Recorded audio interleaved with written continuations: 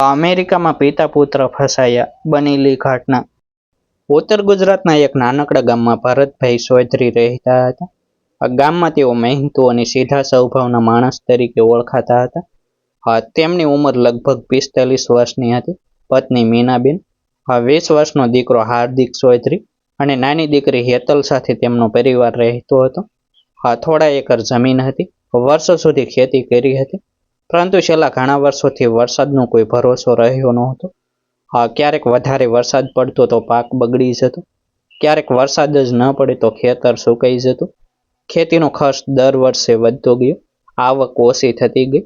બેંકની લોન હતી, સોસાયટીના હપ્તા હતા, ઘરના ખર્ચા અલગ હતા.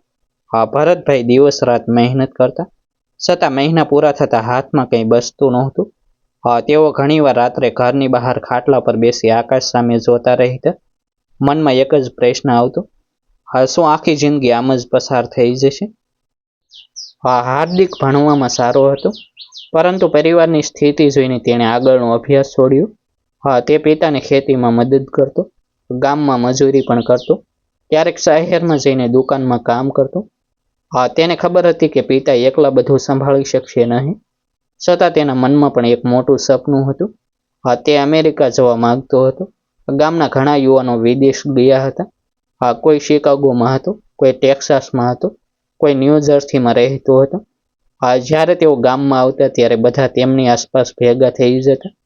મોટી ગાડીઓમાં ફરતા, સારા કપડાં પહેરતા, પરિવારને ભેટો આપતા. લોકો કહેતા કે અમેરિકા મહેનત કરનારને ભૂખ્યો રહેવા દેતું નથી. આ વાતો સાંભળીને હાર્દિકના મનમાં પણ આશા જન્મી. એક સાંજે ગામમાં રહેતા એક ઓળખીતાએ ભરતભાઈને કહ્યું કે ઘણા લોકો અમેરિકા પહોંચી રહ્યા છે.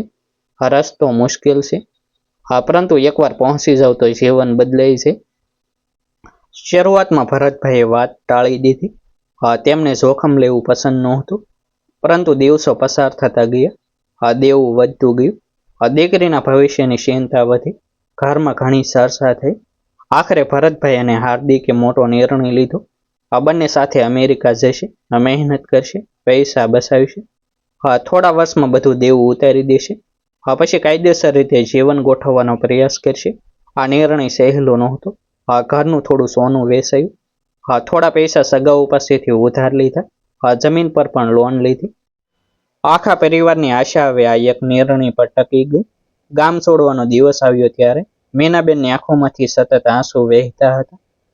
તેમણે પતિ અને દીકરાને કહ્યું કે પૈસા પછી આવશે, પહેલા તમારે બંને સુરક્ષિત રહેવું. ભરતભાઈ પત્નીને વિશ્વાસ આપ્યો કે થોડા વર્ષમાં પાછા આવીશું, બધું સારું થઈ જશે. હાર્દિકે બહેનને વચન આપ્યું કે તેના ભણતર માટે પૈસા મોકલશે. લાંબી અને જોખમોથી ભરેલી મુસાફરી પછી બંને અમેરિકા પહોંચશે. દરેક દિવસ નવા ડર સાથે પસાર થતો હતો. અજાણ્યા લોકો, અજાણ્યા રસ્તા, નવી ભાષા, નવો દેશ. શરૂઆતના દિવસોમાં તેમને લાગતું હતું કે કદાચ તેઓએ મોટો નિર્ણય લઈ લીધો છે, પરંતુ પાછા ફરવાનો રસ્તો હવે સરળ નહોતો. થોડા દિવસ પછી શિકાગોમાં રહેતા ઉત્તર ગુજરાતના એક ઓળખીતાએ તેમને રહેવા માટે નાનું રૂમ અપાવ્યું. રૂમ ખૂબ નાનો હતો. 4 લોકો પહેલેથી રહેતા હતા. હવે ભરતભાઈ અને હાર્દિક પણ ત્યાં જ રહેવા લાગ્યા. જગ્યા ઓછી હતી, પરંતુ માથા પર છત હતી. એટલું જ તેમના માટે ઘણું હતું. અમેરિકાનું જીવન બહારથી જેટલું સરળ લાગતું હતું, એટલું હકીકતમાં નહોતું. સવારે વહેલા ઉઠવું, કલાકો સુધી કામ કરવું, ઠંડીમાં પણ કામ પર જવું. ક્યારેક બાંધકામના સ્થળે કામ મળતું, ક્યારેક વેરહાઉસમાં ભારે બોક્સ ઉઠાવવા પડતા, ક્યારેક સફાઈનું કામ કરવું પડતું. જે કામ મળે તે બંને સ્વીકારી લેતા, કારણ કે તેમના માટે દરેક ડોલર મહત્વનો હતો. ભરતભાઈ હંમેશા દીકરાને કહેતા કે આપણે અહીં આરામ કરવા આવ્યા નથી, પરિવાર માટે આવ્યા છીએ. આ મહેનત જ આપણો રસ્તો છે. થોડા મહિનામાં બંને થોડા પૈસા બચાવવાનું શરૂ કર્યું. ભારત પૈસા મોકલ્યા. મીનાબેનનો ફોન આવ્યો ત્યારે તેમની ખુશીનો પાર ન રહ્યો. દેવાના થોડા હપ્તા ભરાઈ ગયા હતા. ઘરમાં ફરી આશા જાગી. ગામમાં પણ લોકો કહેવા લાગ્યા કે ભરતભાઈનો નિર્ણય સાચો નીકળ્યો. હાર્દિકને પણ લાગવા લાગ્યું કે હવે બધું ધીમે ધીમે સારું થઈ જશે. તેણે અંગ્રેજી શીખવાનું શરૂ કર્યું. અમેરિકાના નિયમો સમજવાનો પ્રયાસ કર્યો. તે ઈચ્છતો હતો કે એક દિવસ પોતાનું જીવન કાયદેસર રીતે ગોઠવી શકે. આ સમય પસાર થતો ગયો. આ બંને ઇમિગ્રેશન વકીલનો સંપર્ક કર્યો. આ વકીલે તેમનો અસાઇલમનો કેસ દાખલ કર્યો. વકીલે સ્પષ્ટ કહ્યું કે કેસનો નિર્ણય આવવામાં લાંબો સમય લાગી શકે. આ દરમિયાન દરેક નિયમનું પાલન કરવું પડશે. કોઈ ખોટી માહિતી આપવી નહીં. કોઈ જોખમી નિર્ણય લેવો નહીં. જે નોટિસ આવે તેનું ધ્યાન રાખવું. ભરતભાઈ અને હાર્દિકે વકીલની દરેક વાત ધ્યાનથી સાંભળી. તેમને લાગ્યું કે હવે કાયદેસર રીતે આગળ વધવાનો રસ્તો મળી ગયો છે.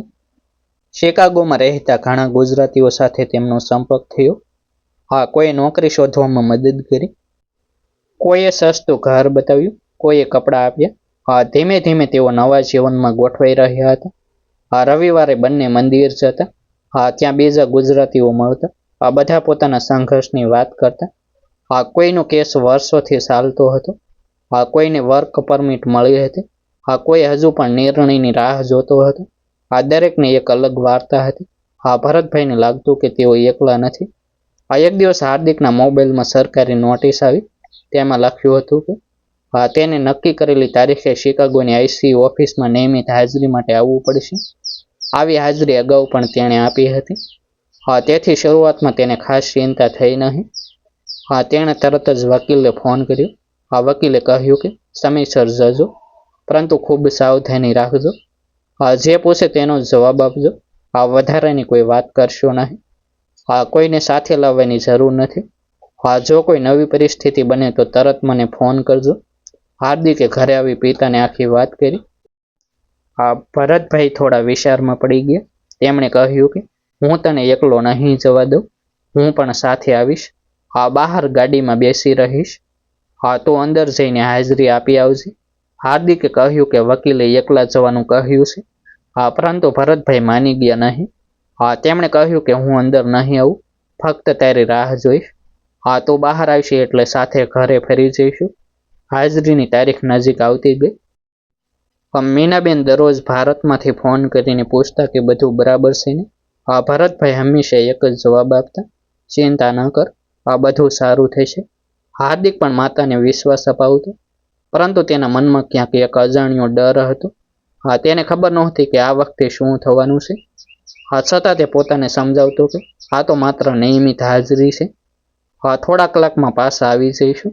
હાજરીના એક દિવસ પહેલા વકીલે ફરી ફોન કર્યો. તેમણે ફરી એકવાર સમજાવ્યું કે દરેક શબ્દ વિચારીને બોલજો. જો કોઈ અણધારી પરિસ્થિતિ બને તો ગભરાશો નહીં. ભરતભાઈએ પણ વકીલ સાથે વાત કરી, પરંતુ પોતાના નિર્ણયમાં ફેરફાર કર્યો નહીં. તેમણે કહ્યું કે હું અંદર નહીં આવું, માત્ર પાર્કિંગમાં બેસી રહીશ. વકીલે ફરી કહ્યું કે સાવચેત રહેજો, દરેક પગલું વિચારીને ભરજો. બીજા દિવસે વહેલી સવારે બંને તૈયાર થયા. બહાર હળવી ઠંડી હતી. રસ્તા પર વાહનો દોડતા હતા. કારમાં બેઠા પછી લાંબા સમય સુધી બંને વચ્ચે ખાસ વાત થઈ નહીં. બંને પોતાના વિચારોમાં ખોવાયેલા હતા. શિકાગોના રસ્તાઓ પરથી પસાર થતા તેઓ આઈસી ઓફિસની નજીક પહોંચ્યા. બિલ્ડિંગ દૂરથી જ દેખાતું હતું. ભરતભાઈએ કાર પાર્કિંગમાં ઊભી રાખી. થોડા ક્ષણ બંને એકબીજાને સામે જોયા. પિતાએ દીકરાના ખભા પર હાથ રાખ્યો અને ધીમેથી કહ્યું, ડરતો નહીં, બધું સારું થશે. તું અંદર જઈને આવી જા, હું અહીં છું. હાર્દિકે માથું હલાવ્યું. તેણે ઊંડો શ્વાસ લીધો. કારનો દરવાજો ખોલ્યો. ધીમે ધીમે આઈસી ઓફિસના મુખ્ય દરવાજા તરફ ચાલવા લાગ્યો. ભરતભાઈ કારમાં બેઠા બેઠા દીકરાને જોતા રહ્યા. હાર્દિક ધીમા પગલે આઈસી ઓફિસની અંદર ગયો. દરવાજા પર સુરક્ષા તપાસ થઈ. ઓળખપત્ર અને નોટિસ ચકાસવામાં આવી. પછી તેને વેઇટિંગ એરિયામાં બેસવા માટે કહેવામાં આવ્યું. ત્યાં તેની જેમ બીજા ઘણા લોકો પણ બેઠા હતા. કોઈના ચહેરા પર ચિંતા હતી. કોઈ વારંવાર પોતાની ફાઇલ જોઈ રહ્યો હતો. કોઈ ધીમા અવાજે ફોન પર વાત કરતો હતો. હાર્દિક શાંત રહીને પોતાની વારીની રાહ જોતો રહ્યો. થોડા સમય પછી એક અધિકારીએ તેનું નામ બોલ્યું. હાર્દિક ઊભો થયો અને અધિકારીની પાછળ ઓફિસના એક રૂમમાં ગયો. અધિકારીએ તેના દસ્તાવેજો સામે મૂક્યા. સામાન્ય પ્રશ્નો પૂછવાનું શરૂ કર્યું. નામ, સરનામું અને હાલ ક્યાં કામ કરે છે તે પૂછ્યું. હાર્દિક દરેક સવાલનો ટૂંકો અને સાચો જવાબ આપતો રહ્યો. તેને લાગ્યું કે થોડા જ મિનિટમાં કાર્યવાહી પૂરી થઈ જશે. પરંતુ અચાનક અધિકારીએ માથું ઊંચું કરીને શાંત અવાજમાં પૂછ્યું, તો અહીં એકલો આવ્યો છે કે કોઈ સાથે? હાર્દિકે વિશેરે વગર જવાબ આપ્યો, હા, મારા પિતા મારી સાથે આવ્યા છે. હા, તેઓ બહાર પાર્કિંગમાં કારમાં બેઠા છે. અધિકારીએ તરત જ બીજો સવાલ કર્યો, હા, તેમને અંદર બોલાવી શકો? હાર્દિકને તેમાં કંઈ અસામાન્ય લાગ્યું નહીં. તેણે કહ્યું, હા. અધિકારીએ કર્મચારીને બહાર મોકલ્યો. પાર્કિંગમાં બેઠેલા ભરતભાઈએ કર્મચારીને પોતાની તરફ આવતો જોયો. કર્મચારીએ નમ્ર અવાજમાં કહ્યું કે અધિકારી તમને અંદર બોલાવે છે. હા, ભરતભાઈએ વિચાર્યું કે હા, કદાચ કોઈ સામાન્ય પૂછપરછ હશે. હા, તેમણે કાર લોક કરી અને કર્મચારી સાથે અંદર ગયા. અંદર પહોંચતા જ તેમને હાર્દિકની બાજુમાં ઊભા રહેવાનું કહેવામાં આવ્યું. શરૂઆતમાં વાતાવરણ સામાન્ય લાગતું હતું. પરંતુ થોડા ક્ષણોમાં બીજા બે અધિકારીઓ પણ રૂમમાં આવી ગયા. તેમણે બંનેના નામ ફરી પૂછ્યા. જન્મ તારીખ ચકાસી. કેટલીક ફાઇલો કમ્પ્યુટર પર ખોલી. થોડા સમય સુધી તેઓ એકબીજા સાથે ધીમા અવાજે ચર્ચા કરતા રહ્યા. રૂમમાં અચાનક ભારે શાંતિ છવાઈ ગઈ. ભરતભાઈ અને હાર્દિક એકબીજાના ચહેરા તરફ જોતા રહ્યા. બંનેને સમજાતું નહોતું કે શું થઈ રહ્યું છે. થોડી વારમાં એક અધિકારીએ ગંભીર અવાજમાં કહ્યું, તમારે બંને અહીં જ રહેવાનું છે. હાર્દિકે તરત પૂછ્યું, શું કોઈ સમસ્યા છે? અધિકારીએ સીધો જવાબ આપ્યો નહીં. તેના બદલે બીજા અધિકારીએ બંનેને પોતાના મોબાઈલ ફોન, ચાવીઓ અને ખિસ્સામાં રહેલી વસ્તુઓ ટેબલ પર મૂકવા કહ્યું. ભરતભાઈ થોડા ગભરાઈ ગયા. તેમણે પૂછ્યું, અમે તો ફક્ત હાજરી માટે આવ્યા છીએ. પરંતુ કોઈએ તેમની વાતનો જવાબ આપ્યો નહીં. થોડા જ પળોમાં બંનેને જણાવવામાં આવ્યું કે તેમને કસ્ટડીમાં લેવામાં આવી રહ્યા છે. આ શબ્દો સાંભળતા જ હાર્દિકના ચહેરાનો રંગ ઉડી ગયો. ભરતભાઈ પણ સ્તબ્ધ થઈ ગયા. બંનેને વિશ્વાસ જ ન આવ્યો કે જે ઓફિસમાં તેઓ નિયમિત હાજરી આપવા આવ્યા હતા, ત્યાંથી હવે તેઓ બહાર જઈ શકશે નહીં. એક અધિકારીએ બંનેના હાથમાં હેન્ડકફ પહેરાવ્યા. ભરતભાઈની નજર પોતાના દીકરા પર પડી. હાર્દિક આંખોમાં આંસુ રોકવાનો પ્રયાસ કરી રહ્યો હતો. પિતાનું હૃદય તૂટી ગયું. તેમણે ધીમા અવાજમાં કહ્યું, હા બેટા, હિંમત રાખ. હાર્દિકે પણ પોતાને સંભાળવાનો પ્રયાસ કર્યો. તેણે અધિકારીઓને વિનંતી કરી કે તેમને તેમના વકીલ સાથે વાત કરવાની તક આપવામાં આવે. થોડા સમય પછી મર્યાદિત સમય માટે ફોન કરવાની મંજૂરી મળી. હાર્દિકે તરત જ પોતાના વકીલને ફોન કર્યો. વકીલે સમગ્ર વાત સાંભળી અને શાંત રહેવાની સલાહ આપી. તેમણે કહ્યું કે કોઈ દસ્તાવેજ વાંચ્યા વગર સહી કરશો નહીં.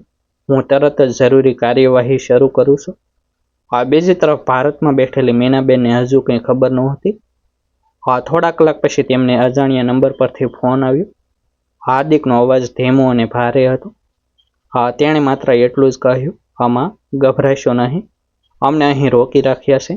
વકીલ કામ કરી રહ્યા છે. આટલું સાંભળતા જ મીનાબેનના હાથમાંથી ફોન સરકી ગયો. ઘરમાં સન્નાટો છવાઈ ગયો. નાની દીકરી હેતલ સતત પૂછતી રહી કે પપ્પા અને ભાઈને શું થયું, પરંતુ કોઈ પાસે જવાબ નહોતો. ગામમાં પણ ધીમે ધીમે સમાચાર ફેલાવા લાગ્યા. લોકો અલગ અલગ વાતો કરવા લાગ્યા. કોઈ કહે કે થોડા દિવસમાં છૂટી જશે. કોઈ કહે કે હવે ડિપોર્ટેશનનો ખતરો છે. પરિવાર માટે દરેક ક્ષણ ભારરૂપ બની ગઈ. શિકાગોમાં વકીલ તરત જ આઈસીએ અધિકારીઓનો સંપર્ક કરવા લાગ્યા. તેમણે જણાવ્યું કે બંનેનો અસાઇલમ કેસ હજુ પેન્ડિંગ છે અને કાનૂની પ્રક્રિયા ચાલુ છે. છતાં અધિકારીઓએ સ્પષ્ટ કહ્યું કે હવે આગળની કાર્યવાહી નિયમ મુજબ થશે. ભરતભાઈ અને હાર્દિકને અલગ અલગ રૂમમાં લઈ જવામાં આવ્યા. પિતા પોતાના દીકરાને છેલ્લીવાર પાછળ વળીને જોતા રહ્યા. બંને કંઈ બોલી શક્યા નહીં. માત્ર આંખો જ બધું કહી રહી હતી. થોડા સમય પછી બંનેને અલગ અલગ વાહનમાં બેસાડીને ડિટેન્શન સેન્ટર તરફ લઈ જવામાં આવ્યા.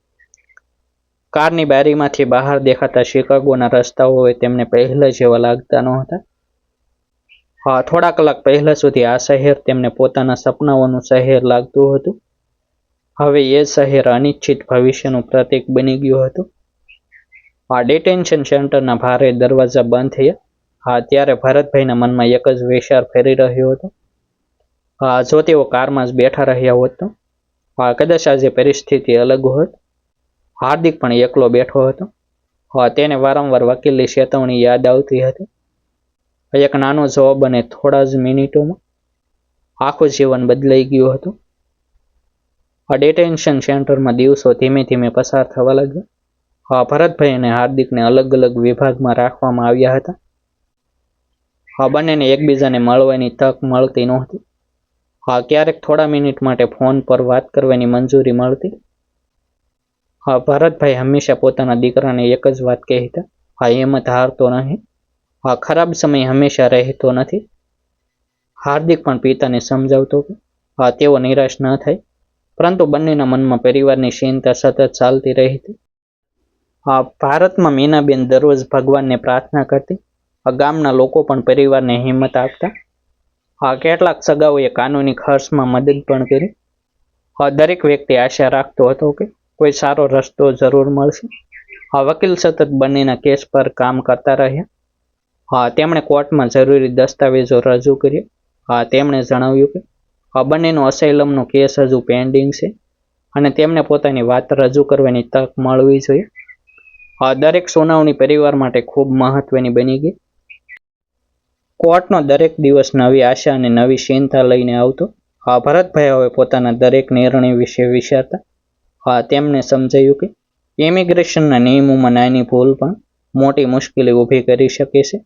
હાર્દિક પણ મનમાં નક્કી કરી ચૂક્યો હતો કે જીવનમાં ક્યારેય કાનૂની સલાહને હળવાશથી નહીં લે. એક દિવસ બંનેને ખબર પડી કે તેમની આગામી કોર્ટ સુનાવણીની તારીખ નક્કી થઈ ગઈ છે. આ સમાચાર સાંભળીને બંનેના ચહેરા પર લાંબા સમય પછી આશાની ઝલક દેખાઈ. પરિણામ શું આવશે તે કોઈ જાણતું નહોતું, પરંતુ હજુ કાયદાકીય પ્રક્રિયા પૂરી થઈ નહોતી. હજુ પોતાની વાત રજૂ કરવાની તક બાકી હતી. ભારતમાંથી મીનાબેને ફોન પર માત્ર એટલું જ કહ્યું, તમે બંને મજબૂત રહેજો, અમે તમારી રાહ જોઈ રહ્યા છીએ. એ શબ્દોએ પિતા અને પુત્રને નવી હિંમત આપી. આ ઘટના ભરતભાઈ અને હાર્દિક માટે જીવનનો સૌથી મોટો પાઠ બની. તેમણે સમજ્યું કે વિદેશમાં માત્ર મહેનત પૂરતી નથી, કાયદાનું પાલન પણ એટલું જ જરૂરી છે.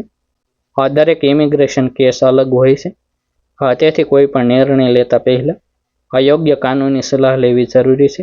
પરિવારનો પ્રેમ, ધીરજ અને આશા મુશ્કેલ સમય પાર કરવામાં સૌથી મોટી તાકાત બની શકે છે.